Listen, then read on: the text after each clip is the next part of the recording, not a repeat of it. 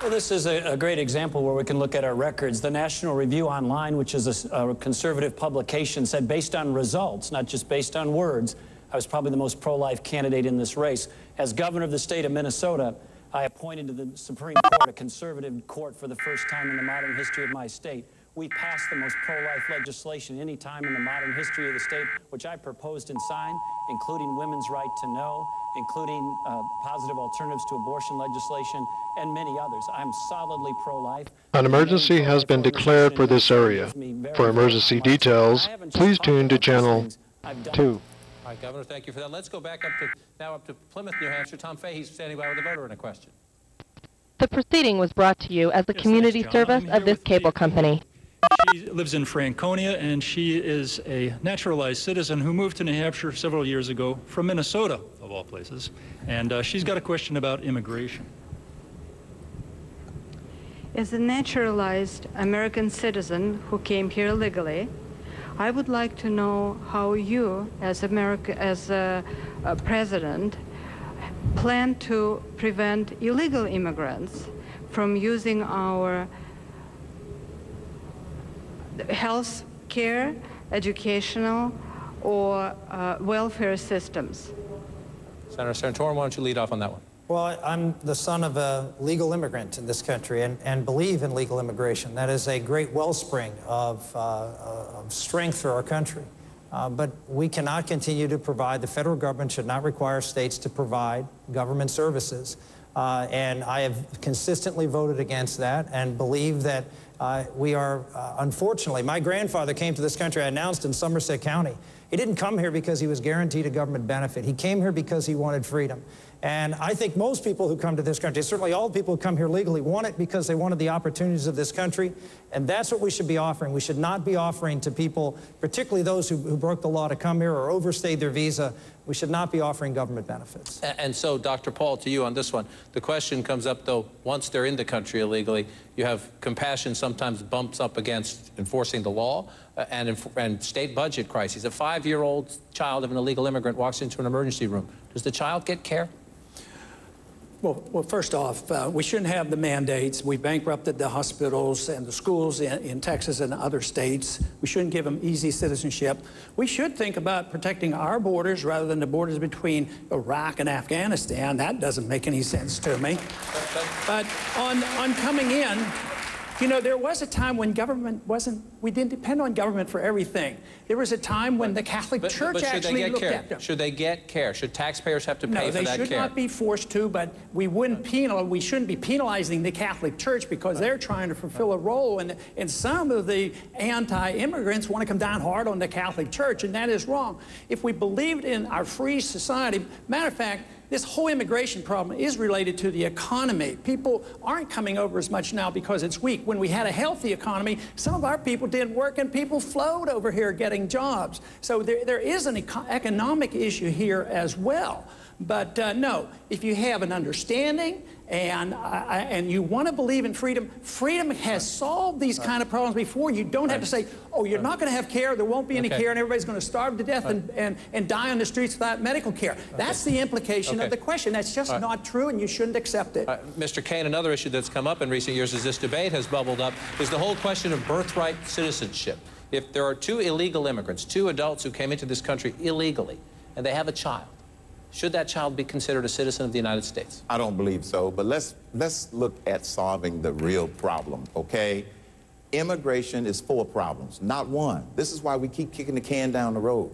Secure the borders. Get serious about securing the borders. Number 2, enforce the laws that are already there. Number 3, promote the path to citizenship like this lady did by cleaning up the bureaucracy. And here's how we deal with the illegals that are already here.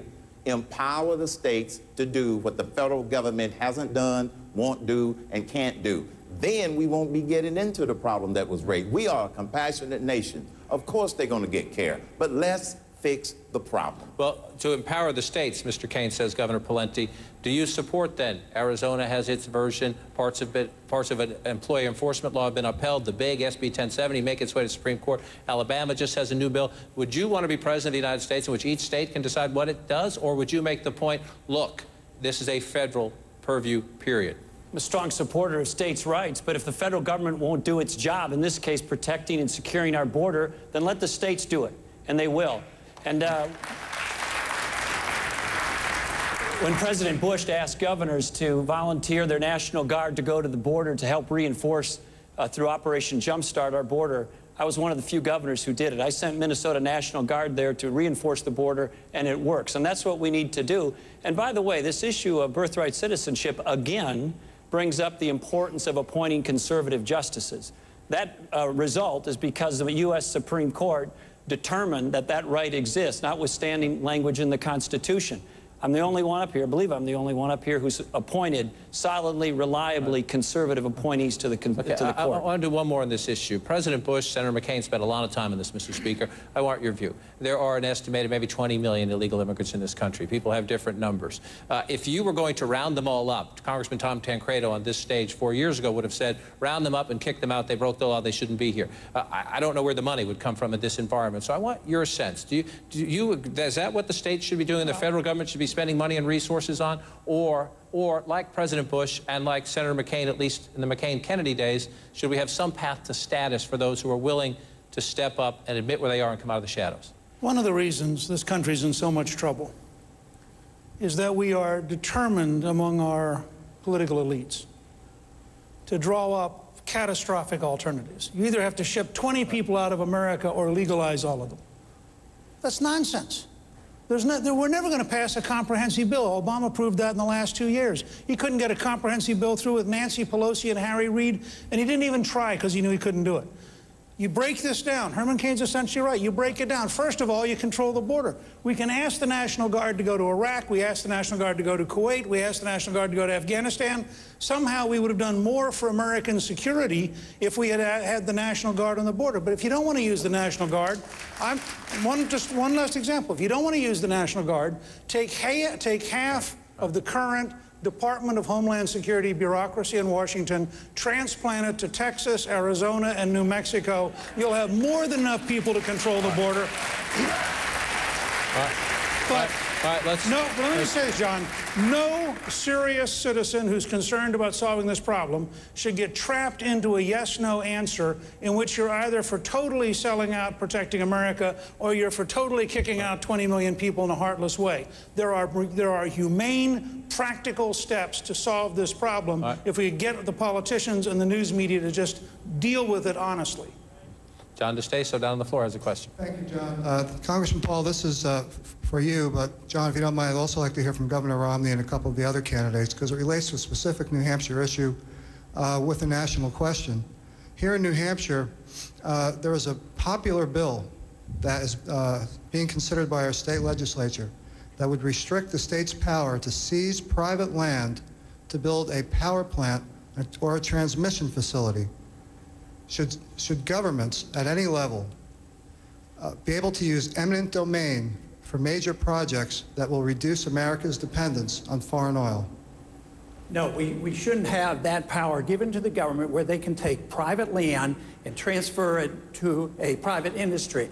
The eminent domain laws are going to vary in different states, but we have the national eminent domain laws. It was never meant to take it from some people, private owners, and then take it and give it to a corporation because it's going to help that local locality. And this goes back to the basic understanding of property rights. Property in a free society should be owned by the people, and it shouldn't be regulated to death by the governments, whether it's Washington, D.C. or local governments. Right now, we really don't own our land. We just pay rent on our land, and we listen to all these regulations. So I would say the courts should get out of the way, too. They should not have this right to take land from individuals to provide privileges for another group. Governor Romney, you're a property owner in New Hampshire. You are a New Hampshire property owner, but you also are for reducing our dependence on foreign oil.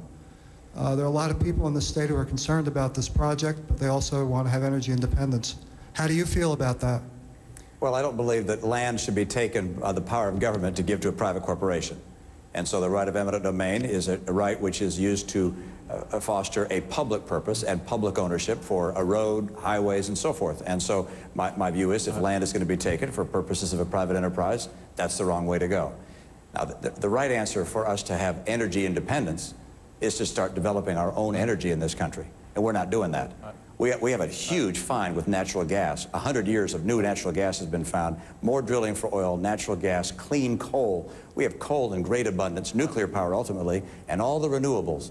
But it's time for us to have a president who really cares about finally getting America on track for energy security. And so let's stay on this issue because it is a very important issue. Josh McKelvin down on the floor. Thanks very much, John. Timely issue. Question for Senator Santorum. The Senate tomorrow is going to be voting on possibly abolishing the ethanol tax effective July 1st, which ought to have a major impact on our friends in another early voting state in Iowa. They grow corn. This is a move that would basically remove tax credits worth $6 billion. Question to you is, do you support abolishing? Yeah, I actually proposed that we can phase out the ethanol subsidy, which is the blender's credit, over a 5-year period of time.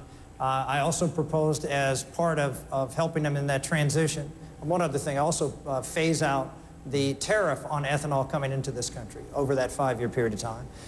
One of the issues for the ethanol industry is distribution network, so I would take half of that credit every year, 4.5 cents, and use it to help expand distribution for E85 in other areas of the country. And that all would be shut down in 5 years. And I say that because I think the ethanol industry, I voted against ethanol subsidies my entire time in Congress.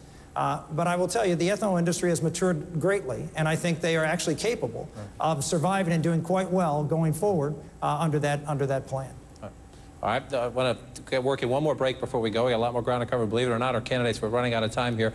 Into and out of every break, we're having a little experiment called This or That. Spicy from Governor Romney was the last one. Governor Pawlenty, to you. Coke or Pepsi? Coke. Coke it is. A good switch.